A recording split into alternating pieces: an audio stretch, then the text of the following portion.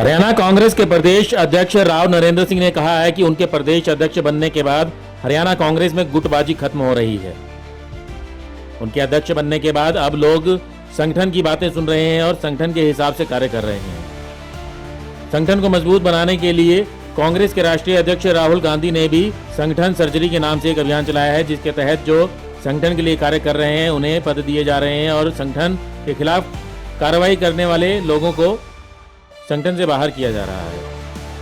ये बात राव नरेंद्र सिंह ने आज हिसार में पत्रकारों से बातचीत करते हुए कही। वो आदमपुर के विधायक चंद्र प्रकाश के बेटे के शादी के कार्यक्रम में शामिल होने के लिए हिसार आए हुए थे। यहाँ पत्रकारों से बात करते हुए उन्होंने विभिन्न मुद्दों पर अपनी बात रखी। कांग्रेस के प्रदेश अध्यक्ष ने SYL, बजट, मनरेगा स्कीम और प्रदेश के कई अन्य मुद्दों पर भी अपने विचार प्रकट किए। देखिए, बजट जो आया 2026-27 का, जिसको हम कह सकते हैं, पूरी तरह से ये नहीं है कि भाई हम विपक्ष में हैं या भाई कांग्रेस के नाते से। आप लोग खुद उसका अध्ययन करेंगे तो आप ये जानेंगे, इस बात महसूस करेंगे कि इस बजट में किसान के लिए या बेरोजगार के लिए, कोई मजदूर के लिए, देश के किसी भी वर्ग के लिए कोई ऐसी स्कीम लेके नहीं आए ये लोग कि इसमें आम आदमी को, जनता को इसका फ़ायदा हो सकता हो। बल्कि पिछले साल आपको याद होगा जो बजट था उसमें बहुत सी चीज़ें ऐसी थी, आप देखेंगे तो जानेंगे कि उस पर काम ही नहीं हो पाया। तो इसलिए इस तरह का जो बजट है केवल एक लोक लुभावना मान लीजिए, और खाली कोई, मैं कहता हूँ भाई आप लच्छेदार भाषण देने से या कोई और कॉरपोरेट टाइप की चीज़ दिखाने से बजट नहीं बनता। बजट के अंदर ये शामिल होना चाहिए, ये एहसास होना चाहिए बजट आने के बाद में कि हाँ, वास्तविकता में देश का फला वर्ग इससे खुश महसूस हुआ है, चाहे वो किसान है, चाहे कर्मचारी है, चाहे वो आपका जो है डेवलपमेंट का काम हो, किसी भी मामले में हमें नज़र नहीं आता। इसलिए पूरी तरह से इसको हम नीरस बजट कह सकते हैं, फेल्योर बजट कह सकते हैं। कांग्रेस संगठन के बारे में कुछ देखिए, संगठन का काम हमारी पार्टी ने बहुत दिनों से, हमारी कमी थी, पत्रकार साथी भी पूछा करते थे सभी इस बात को, तो विपक्षी भाई भी कहा करते थे। उस पर गौर करते हुए हमारे नेता आदरणीय राहुल गांधी जी ने संगठन सर्जन अभियान के नाम से शुरुआत की, गुजरात में, फिर उसके बाद मध्य प्रदेश में, हरियाणा में, और इस तरह से आज लगभग अगर 1000 से अधिक हमारे जिला अध्यक्ष बनने हैं तो 500 से ऊपर लगभग हम बना चुके हैं। हरियाणा भी उसमें शामिल था। लगभग 11-12 साल के बाद में हमने संगठन बनाया, जिला अध्यक्ष हमारे बने और किसी सिफारिश के आधार पे नहीं बने। आपके सामने उदाहरण है, अध्यक्ष तो अपने सामने बैठे नज़दीक मेरे साथी हैं, कि सब मेरिट के ऊपर बनाए गए हैं और जातीय समीकरण को भी ध्यान रखा गया है। हर वर्ग को, चाहे हमारे वो SC है, SC में भी कोई, चाहे चमार भाई है, चाहे वो वाल्मीकि भाई है, चाहे वो धानक भाई है, अग्रवाल समाज है, और आपका जो है ना यादव समाज है, हर समाज में जाट समाज है, वह सभी वर्गों को ध्यान में रखते हुए इवन महिलाओं को भी प्रतिनिधि दिया गया है। सिरसा से अपने पड़ोस में महिला अध्यक्ष बनाई गई है। तो इस सभी वर्गों को ध्यान रख करके जो भी संगठन में हमारी टीम बाहर से आई थी, मैं खुद व्यक्तिगत रूप से उत्तराखंड में गया था संगठन सर्जन में, रुड़की के अंदर में ड्यूटी लगी हुई थी। एक हफ्ते तक पूरे 7 दिन हमारे जो बुजुर्ग भाई रहते हैं, सब लोगों से मिलते हैं, कांग्रेस के जो भी जुड़े हुए साथी हैं, और निष्पक्ष राय लेते हैं। फिर हिसाब किताब लगा करके किसका होना चाहिए, 6 आदमियों का पैनल देते हैं, फिर उसमें से एक व्यक्ति को पार्टी हाईकमान फैसला करती है। तो लगभग वो मेरिट के ऊपर होता है। आपने जिला अध्यक्ष तो बना दिए जी, क्या आप संतुष्ट हैं कि उनकी पार्टी पे या संगठन पे पकड़ है? देखिए, अभी जिला अध्यक्ष का पूरा हुआ है, उसके बाद 10 दिन का ट्रेनिंग कैंप, आपके सामने खुशी होनी चाहिए हम लोगों को कि एक पहली बार ऐसा हुआ है कि ट्रेनिंग कैंप लगाया गया है कुरुक्षेत्र के अंदर। मैं खुद भी उसमें शामिल था और हमारे नेता आदरणीय राहुल गांधी जी स्वयं पूरे एक दिन लगभग 11 बजे आए थे, शाम के 5 बजे तक हमारे बीच में रहे, सब बातों को किया, परिवार से मिले, फोटो भी कराया, इनको बताया भी राजनीति के बारे में भी, धार्मिक भी, सामाजिक भी, हर बात विचार विमर्श किया परिवार के मुखिया के नाते से। और उसके बाद में मैं समझता हूँ उन लोगों में एक अच्छी ऊर्जा भी आई है, काम भी कर रहे हैं। और अभी हमने जिले की कार्यकारिणी भी लगभग हमने 26 जिलों की आउट कर दी। 33 हमारे 33 जिले हैं, 33 संगठन के मुताबिक 26 जिले आउट कर चुके हैं। शायद संभावना है कि 2-3 जिलों की आज भी आउट कर रहे हैं। तो हम इस तरह से सारा संगठन पूरा कर रहे हैं। ब्लॉकों के बारे में हम लोग रिकॉन्स्टिट्यूट कर रहे थे।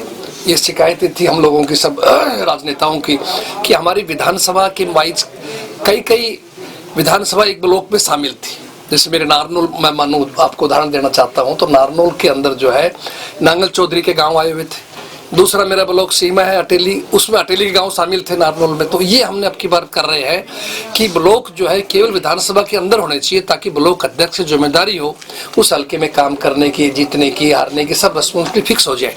तो उसमें थोड़ा समय लगा, उम्मीद है 5-7 दिन में हम कंप्लीट हो जाएगा। ब्लॉक अध्यक्षों की लिस्ट भी आउट कर रहे हैं। इसी तरह से फिर आगे ब्लॉकों की कार्यकारिणी करेंगे। हमारा उद्देश्य है संगठन को हम नीचे बूथ लेवल तक ले जाएं और मजबूत। लोकसभा विधानसभा की जो टिकटें बटी थी उसके बारे में कुछ लोगों के अभी तक शिकायतें हैं, वो कब तक दूर हो जाएंगी? देखिए, मैं तो उस समय इस पद पे नहीं था, तो इसलिए मैं तो उस बात को ज्यादा नहीं कह पाऊंगा, लेकिन इतना जरूर है कोई शिकायत की बात नहीं है। जो जिसके अंदर कांग्रेस है और जो कांग्रेस से प्यार करता है उसको शिकायत नहीं रहनी चाहिए, मैं समझता हूँ। और अब आपके सामने नरेंद्र सिंह जैसा भी संगठन सर्जन में ही है, एक साधारण कार्यकर्ता जो केवल अपने नारनौल अटेली विधानसभा तक सीमित था और उसको बुला करके स्पेशल आपने हरियाणा की बागडोर दे दी, तो कितनी बड़ी बात है। इसका मतलब पार्टी को सोच है। अध्यक्ष जी, अभी जिस तरह से SYL को लेकर मुख्यमंत्रियों की बैठक हुई, तो ऐसा माना जा रहा है कि ये बैठक का शायद कुछ नतीजा निकले, तो कांग्रेस को कोई उम्मीद है या कांग्रेस का क्या स्टैंड है? नहीं, हम तो ये चाहते हैं जो फैसला माननीय सर्वोच्च न्यायालय का आया है और हरियाणा के हक में आया है, वो फैसला लागू होना चाहिए। केंद्र सरकार जो है, जब भाजपा की सरकार है, उनको उस फैसले को लागू करवाना चाहिए, चाहे सेंट्रल फोर्सेस की मदद से करवाए। उस पर हम तो उसी बात को मान रहे हैं। सर्वोच्च न्यायालय सबको मानना चाहिए, लेकिन पंजाब नहीं मान रहा। दिक्कत ये आ रही थी। और भारतीय जनता पार्टी मुझे लगता है गंभीर नहीं है इस मुद्दे के ऊपर, वरना आज हरियाणा में उनकी सरकार है, दिल्ली में उनकी सरकार है। आप मजबूती से काम करना चाहे तो करें। कोर्ट का अड़चन भी खत्म हो गई, कोर्ट का आदेश आ चुका है। लेकिन यह है कि सरकार को चाहिए, में चुनाव भी हैं और हाँ, इसीलिए हमें डाउट है कि भाई मुख्यमंत्री तो पगड़ी मानने लग गए आजकल। लगता ही नहीं हरियाणा के, वो तो पंजाब के बन रहे हैं। तो इसलिए जो है संभावना नहीं है कि इन लोगों से कोई न्याय मिलेगा। बाकी मिलना चाहिए, क्योंकि जिस क्षेत्र से मैं आता हूँ वहाँ पानी की भारी कमी है। जिला महेंद्रगढ़ उस एरिया जो साउथ हरियाणा का एरिया है, वहाँ पानी की बहुत ज़रूरत है। 2-2 हज़ार फीट नीचे तक पानी चला गया है। तो इसलिए हम चाहते हैं SYL का जो है पानी आए और आगे तक पहुँचे, हमारे क्षेत्र तक जाए। ये हमारी मंशा है। सर, हिसार की बात की जाए, हिसार में जो जिला अध्यक्षों के, ग्रामीण अध्यक्ष के अलग अलग कार्यक्रम होते हैं। ग्रामीण अध्यक्ष ने जो अभी तक कार्यक्रम में ना तो सांसद आए ना विधायक आए, क्या कहना चाहेंगे? क्या ऐसी कोई गाइडलाइन क्या दी गई है कांग्रेस द्वारा, क्यों नहीं? देखिए, पार्टी का जो अध्यक्ष है वो पार्टी का अध्यक्ष है, कोई व्यक्ति विशेष नहीं है। अगर आज नरेंद्र सिंह को प्रदेश का अध्यक्ष बनाया है तो नरेंद्र सिंह पूरी कांग्रेस पार्टी का अध्यक्ष है। हमारे ब्रजलाल जी को ग्रामीण जिला अध्यक्ष है, तो ये पूरे हिसार के ग्रामीण जिला अध्यक्ष है और सबके हैं, कोई माने ना मानने से फर्क नहीं पड़ता। और मेरा ये सुझाव है आपके माध्यम से उन साथियों तक भी है कि सबको आना चाहिए। लेकिन मेरा ये निजी तौर पर मानना है कि कई बार कोई मजबूरी भी होती है, कई बार किसी कारण से कोई नहीं भी आ पाए। बाकी कांग्रेस पार्टी में, पार्टी के अंदर रहने के लिए सबको सम्मान करना चाहिए, सबको साथ लेकर चलना चाहिए। जिला अध्यक्ष का पूरा रिगार्ड होना चाहिए। और अध्यक्ष महोदय से मैं कहूँगा वो भी चुने हुए प्रतिनिधियों का, चाहे वो विधायक के हमारे उम्मीदवार रहे हों, चाहे मौजूदा विधायक है, चाहे सांसद है, सबको सम्मान देना चाहिए, उनको बुलाना चाहिए और सबको साथ लेके चलना चाहिए। और यही मैं कर रहा हूँ प्रदेश के अंदर। जो आप लोग अक्सर आवाज़ आया करती है बहुत गुटबाजी, और आज मेरे बनने के बाद ये बात खत्म हो गई है। मैं बराबर सबसे मिलता हूँ, मेरे लिए कोई नहीं है। कांग्रेस सम्मान नेता है, मेरे लिए सभी आदरणीय है। पार्टी के काम के लिए मैं सभी से उनके पास कहता हूँ काम करें, मिलके करें। बाकी उनकी मर्जी, जो आई स्वागत है, जो नहीं आए उनकी इच्छा की बात। लेकिन अभी भी कहीं ना कहीं जो चुनाव में जो कांग्रेस की हार हुई, मतलब जीत लग रही थी, हार हुई, उसकी जो आंच है कहीं ना कहीं जिसको टिकट मिली थी वो कहीं ना कहीं निकाल रहे हैं। मैं चलो नाम नहीं लेता, आप हिसार में ही बैठे हैं, तो कहीं ना कहीं अभी भी जो बोल है वो बोले जा रहे हैं, मंचों से बोले जा रहे हैं। तो और अनुशासन की कमेटी भी आप लोगों ने बनाई है। अब आपको लगता है कि आपके लिए मुश्किल हो रहा है संगठन में ये सब सबको एकजुट करना, या नहीं? बिल्कुल मुश्किल नहीं है। पहली बार आपने मेरे बनने के बाद में अनुशासन की बात देखी हो गई। ये मेरी अपनी सोच थी।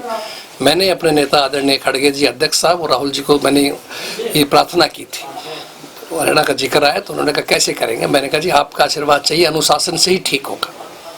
और मुझे पूरी इस बात की सब उम्मीद है कि अनुशासन सबको मानना चाहिए और मानना पड़ेगा। पार्टी के अंदर कोई भी हो, चाहे वो साधारण कार्यकर्ता हो, चाहे वो वरिष्ठ कार्यकर्ता साथी है, नेता है, क्योंकि अनुशासन नहीं मानेंगे तो वो घर नहीं चलता, परिवार नहीं चलता और पार्टी नहीं चलती।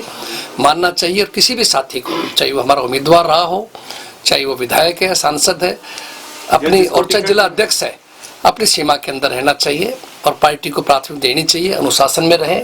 मेरा ये सुझाव है। जिनको टिकट मिली थी जो हार गए वो अभी भी बोल रहे हैं, चाहे पूरे हरियाणा की बात कर रहा हूँ मैं। गुटबंदी अभी भी दिखाई दे रही है। मेरा स्पष्ट निर्देश यही था शुरुआत दिन में कि हर व्यक्ति को अधिकार है अपनी बात कहने का, लेकिन प्रेस को नहीं। आप आइए पार्टी प्लेटफॉर्म पे बात करें, प्रदेश की बात है मुझसे संपर्क करें, मेरे लेवल से ऊपर है तो AICC में संपर्क करें, प्रभारी जी बीच में बैठे उनसे बात करें, अपनी बात कहें, खुल के कहें।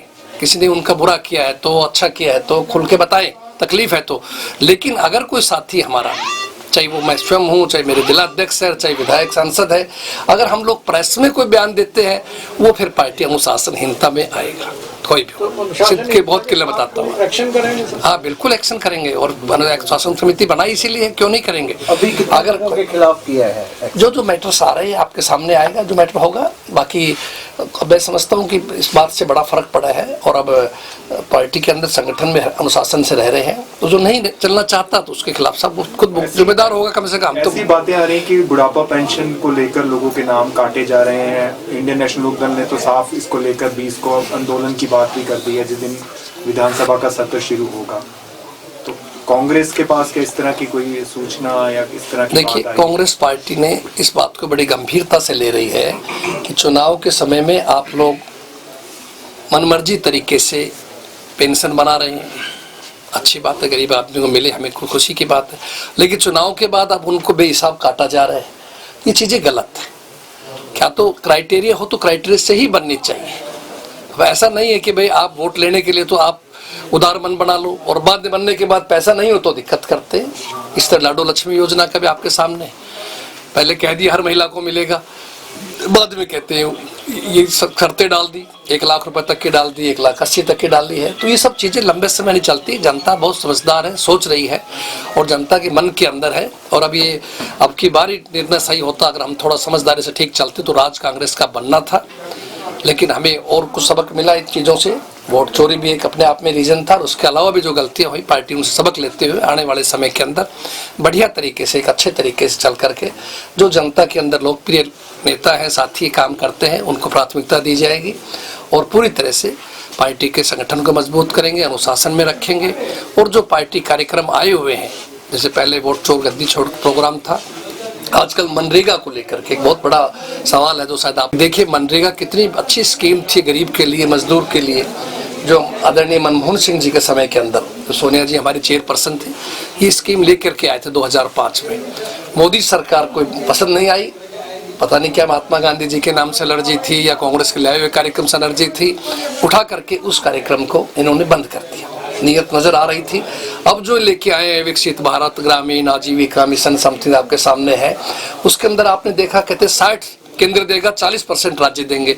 जब राज्यों की स्थिति आर्थिक अच्छी नहीं है और आप देख रहे हैं कि वो कितनी कर्जे है हर राज्य के ऊपर, वो कहाँ से डिमांड ही नहीं करेंगे, तो स्कीम की अपने आप एक तरह से हत्या हो गई, आप ये मान के चले। इसलिए कांग्रेस कार्यक्रम चला रही है हर जिले में। हम लोगों ने गाँव में चलाया, चौपाल में चलाया, अब जिला स्तरीय हमारा धरना है। आपके यहाँ हिसार में 6 तारीख का प्रोग्राम रखा हुआ है, और मेरी आपके माध्यम से सभी साथियों से, कार्यकर्ताओं से, नेताओं से अपील है कि उस धरने के अंदर शामिल हों, ताकि एक अच्छा संदेश जाए यहाँ से कि भाई कांग्रेस पार्टी एक है। उसके बाद में हम लोग विधानसभा का घेराव करेंगे आप आने वाले सत्र के अंदर, और इस तरह से पार्टी का पूरा कार्यक्रम जोर शोर से चल रहा है। सर, राहुल गांधी जी को सदन में नहीं बोलने देते, क्या कहेंगे इसको? देखिए, मेरा खुद का 30 साल का अनुभव है, और हमारे साथी आदरणीय अतर सिंह जी, आदरणीय गोयल साहब बैठे हैं, खुद विधानसभा के सदस्य के रूप में सेवा की है इन लोगों ने। कभी भी जब हाउस होता है, चाहे लोकसभा हो चाहे विधानसभा हो, 2 मौके ऐसे होते हैं, राष्ट्रपति जी के या राज्यपाल का अभिभाषण के ऊपर, एक बजट के ऊपर, कि आदमी जनरल बोल सकता है। आप अपने क्षेत्र की समस्या उठा सकते हो, अपनी गली की समस्या उठा सकते हो, प्रदेश की उठा सकते हो, पूरे देश की उठा सकते हो, और विदेश के ऊपर बोल सकते हो।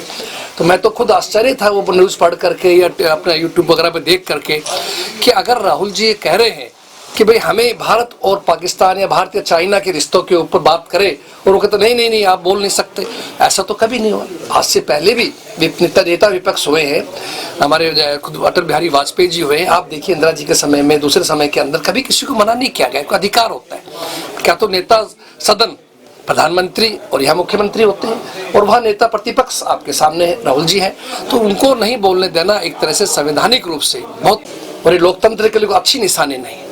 और हम यही कह रही है, कांग्रेस हमेशा इसी बात को उठा रही है कि भाई इस समय भाजपा के शासन में संविधान खतरे के अंदर है, लोकतंत्र खतरे के अंदर है, संवैधानिक संस्थाओं पे कब्जा कर लिया गया है। हमें बड़ा घमंड था अपने चुनाव के ऊपर कि भारत का चुनाव बड़ा लोकतांत्रिक देश है, दूसरे विदेशों के लोग आके देखा करते थे। और आज दुख इस बात का है कि जब आदमी वोट डालता है उसको नहीं पता होता कि मेरा वोट कहाँ जा रहा है। कहीं ऐसा तो नहीं है मैं हाथ का दबा रहा हूँ चुनाव चिन्ह और वो कमल के रूप में कहीं और जा रहा हूँ। तो गांव में लोग हमें कहा सब हमारे गांव से आप पार्टी कांग्रेस जीतनी चाहिए थी, हार कैसे गई। तो ये चीजें शक पैदा हो गई, चुनाव आयोग निष्पक्ष नहीं रह पाया। तो ये चीजें इसीलिए हम लड़ाई लड़ रहे हैं, कांग्रेस पार्टी लड़ रहे हैं, आदरणीय राहुल जी लड़ रहे हैं। और मैं समझता हूँ दिन दूर नहीं है जब देश के लोग और प्रदेश के लोग इस बात को समझेंगे, कांग्रेस की नीतियों को सबको साथ लेके, सभी धर्म को, सभी जाति को साथ चलती है। और आने वाले समय के अंदर कांग्रेस के पक्ष में बहुत बढ़िया अच्छा माहौल बनेगा। आपका सहयोग मीडिया का सबसे जरूरी है उस बनने के अंदर, क्योंकि बगैर आपके तो अकेले हम नहीं कर पाएंगे कोई भी कार्य। आप लोग तो ठीक है, लेकिन ऊपर मीडिया हाउस ही वहाँ शिकायत रह जाती है। हम लोगों को उम्मीद है वो भी आने वाली बात को समझ करके और पूरी तरह से सही को सही कहेंगे। अगर कांग्रेस गलती करती है तो आपको अधिकार कहना चाहिए, कोई भी प्रश्न आप पूछे, हम बुरा नहीं मानते। ब्यूरो रिपोर्ट, नई ताजा न्यूज, हिसार।